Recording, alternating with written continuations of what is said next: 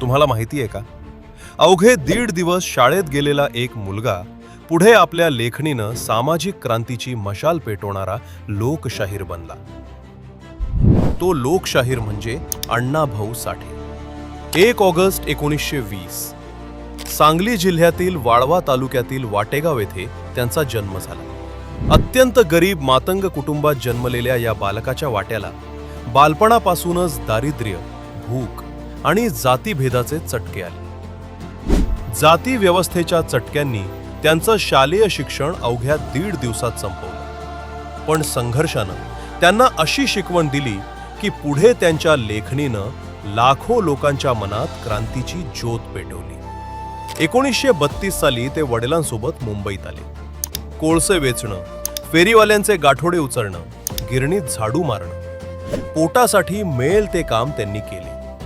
या संघर्षातूनच त्यांना कष्टकरी, कामगार आणि उपेक्षितांच्या वेदना जवळून समजल्या. कम्युनिस्ट चळवळीशी जोडल्यावर त्यांनी लेखणीला समाज परिवर्तनाचं शस्त्र बनवले. 1942च्या स्वातंत्र्य लढ्यात सहभाग घेतल्यामुळे ब्रिटिश सरकारनं त्यांच्यावर अटक वॉरंट काढले. पण ते डगमगले नाहीत. 1944 मध्ये त्यांनी शाहीर अमर शेख आणि दत्ता गव्हाणकर यांच्यासह लाल बावटा कला पथकाची स्थापना केली. पोवाडे, लावण्या आणि शाहिरीच्या माध्यमातून त्यांनी अन्यायाविरुद्ध जनजागृती केली. संयुक्त महाराष्ट्र चळवळीतही त्यांनी मोलाची भूमिका बजावली. 1958च्या दलित साहित्य संमेलनात त्यांनी उच्चारलेले शब्द आजही इतिहासात अजरामर आहेत. पृथ्वी ही शेषनागाच्या मस्तकावर तरलेली नसून दलित आणि कामगारांच्या तळहातावर तरलेली आहे.